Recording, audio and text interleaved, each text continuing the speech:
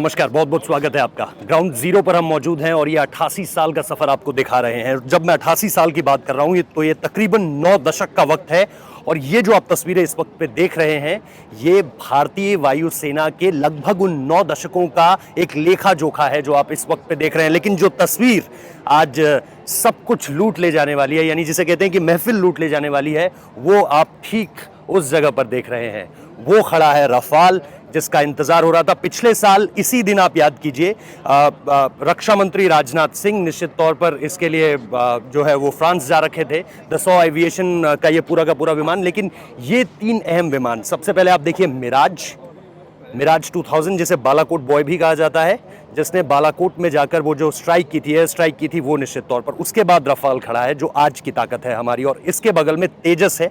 और तेजस का मतलब ये कि आप निश्चित तौर पर जो पिछले 2 महीनों से लगातार आप सुन रहे हैं कि आत्मनिर्भर होने वाला है भारत, लगातार आत्मनिर्भरता की तरफ कदम बढ़ा रहा है, उसकी एक जीती जागती मिसाल है ये। निश्चित तौर पर ऐसा भी कहा जा रहा था कि इंडक्शन जिस दिन रफ़ाल का हुआ, उस दिन सारी की सारी महफिल जो लूटी वो इसी ने लूटी, तेजस ने लूटी। और इसको इस तरीके से प्रेजेंट किया गया कि ये निश्चित तौर पर एक ऐसा विमान है जो अब आत्मनिर्भर, इंडिजीनियस वेपन्स की जहां तक बात हो रही है, उसको लेकर के ये एक बहुत अहम कदम भारत की तरफ से है। लेकिन फिर मैं आपको रफ़ाल की तस्वीर निश्चित तौर पर दिखाना चाहूंगा। और थोड़ा सा अगर हम राइट की तरफ आएं तो फिर हम Su-30 MKI भी देख सकते हैं, यानी मार्क्ड इंडिया, जो कि अपने आप में जिसको लेकर के बात कही जाती है कि डेवलप नहीं हो रहा है, अपग्रेड नहीं हो रहा है उस तरीके से, लेकिन ये अपने आप में। और उसके ठीक बगल में अगर आप देखें तो वो खड़ा है अपाची AH-64, अमेरिका से, जो हमें पिछले साल पठानकोट में इसका इंडक्शन हुआ था।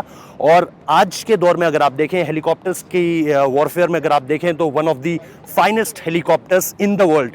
सिर्फ इंडिया की बात नहीं कर रहा हूं। और उसके बाद तो फिर वो जिसे गजराज भी कहा जाता है, L-76 वहाँ पर मौजूद है। ट्रांसपोर्टेशन विमान है, चाहे रसद हो, चाहे सैन्य ट्रूप्स हो, इसके अलावा चाहे छोटी मोटी आर्टिलरीज हो, या फिर इसके अलावा किसी तरह का और तरह का सामान उसको पहुँचाने के लिए सबसे अहम है।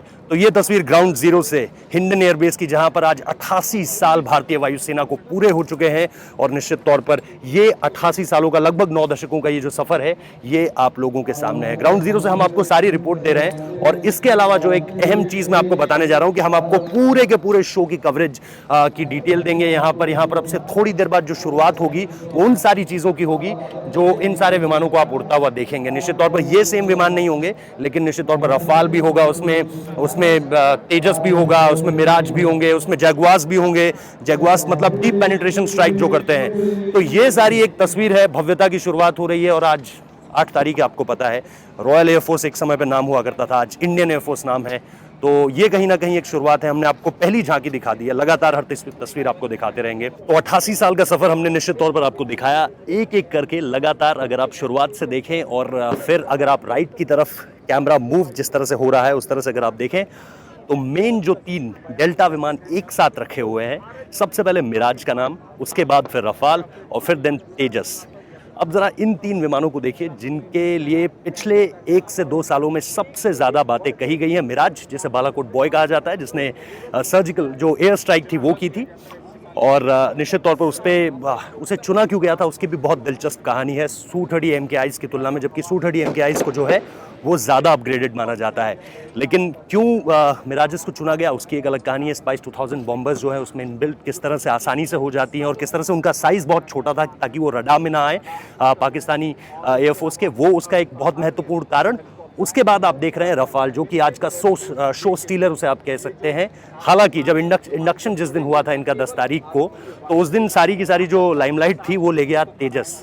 इस तरह की मीडिया में रिपोर्ट्स थी कि तेजस ने उस दिन इस तरह का एयर शो दिखाया कि हर कोई तेजस की चर्चा कर रहा था। और वो निश्चित तौर पर बनता भी है क्योंकि वो इंडिजीनियस है। उसको लेकर के चर्चा जो पिछले 2 महीने से लगातार हो रही है, भारत कह रहा है कि आत्मनिर्भर अब हम होना चाहते हैं, वेपनाइजेशन के थ्रू भी, डिफेंस के सेक्टर में भी।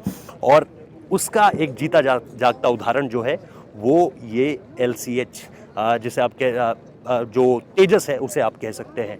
उसके फिर अगर आप जस्ट नेक्स्ट जो हमने रफ़ाल की बात की कि आज का शो स्टीलर होने वाला है।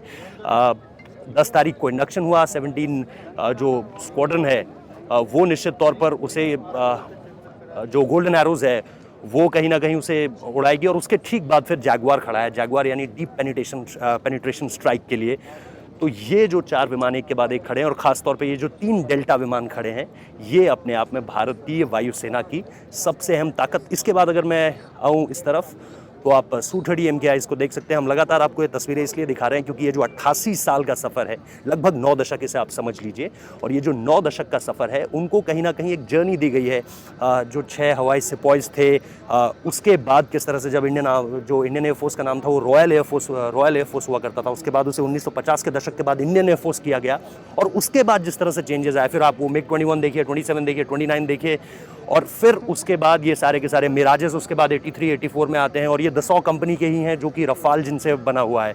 फिर उसके बाद आप देखिए 96, 97 या अर्ली 98 के पार्ट में आ जाइए अगर आप, तो फिर आप देखते हैं कि सुखोई आते हैं आपके पास रशिया से, और उसके बाद रशिया अगर आप देखें ढंग से स्टडी करें तो फिर रशिया ने उसके बाद इस तरह का कोई प्लेन, उस तरह की कोई बात नहीं नज़र आती है, खासतौर पे जब वो सोवियत संघ से पूरी तरह से अलग हो गया, USSR जब टूट गया पूरी तरह से, तो वो फिर एक आता है Su-30 MKIs जो अपने आप में उनका साइज़ देखिए कितने बड़े हैं, और निश्चित तौर पर जब ये आसमान में जाते हैं, और यही वो जो Su-30 MKIs हैं, यही वो हैं जो निश्चित तौर पर फ्लैंक करते हुए लेकर आए थे जिस वक्त पे इंडियन टेरिटरी में एंट्री हुई थी रफाल्स की। और फिर उसके बाद आप AH-64 देख सकते हैं, अपाचीज़, और फिर आप एट द वेरी लास्ट आप देख सकते हैं अपाचीज़ हेलीकॉप्टर्स की। जहाँ तक बात करूँ AH-64, इनका जो इंडक्शन हुआ था वो पठानकोट में हुआ था। One of the finest helicopters, advance helicopters, सिर्फ इंडियन एयरफोर्स की बात नहीं कर रहा हूँ, दुनिया की एयरफोर्स में सियाचिन जैसे इलाकों में वॉर कॉम्बैट के लिए पूरी तरह से तैयार है। हालांकि वहाँ पे लैंडिंग नहीं हो सकती है इनकी, इसके लिए LCH बनाए गए हैं जो लाइट कॉम्बैट हेलीकॉप्टर्स है, उन्हें HAL ने डिज़ाइन किया है। और फिर C-130J हर्क्यूलिस खड़ा है जो अपने आप में अगर आप उसका साइज़ देखें तो अपने आप में बताता है कि क्यों उसकी इतनी ज़्यादा इस वक्त पे ज़रूरत पड़ रही है, ख़ासतौर पे लद्दाख में। अगर आप रसद सामग्री की बात करें, ट्रूपर्स की बात करें, इसके अलावा जो छोटे टैंक्स होते हैं, आर्मरीज होती हैं, उन सबको पहुंचाने के लिए इस ही विमान का प्रयोग किया जा रहा है। C-17J जो गजराज जिसे कहते हैं उसका भी इस्तेमाल किया जा रहा है, लेकिन ये C-130J हर्क्यूलिस है, इसका भी इस्तेमाल किया जा रहा है। तो इस तरह की तस्वीरें हम आपको लगातार दिखाते रहेंगे।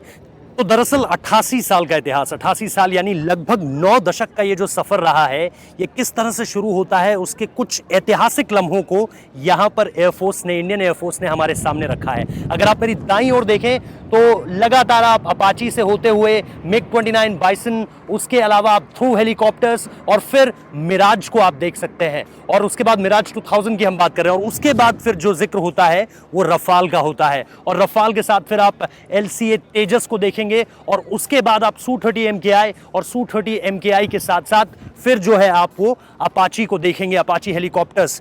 तो ये पूरा का पूरा सफर है भारतीय वायुसेना का, 88 साल बेमिसाल है, और उनके कुछ ऐतिहासिक पलों को यहां पर आज हमारे सामने रखा गया था।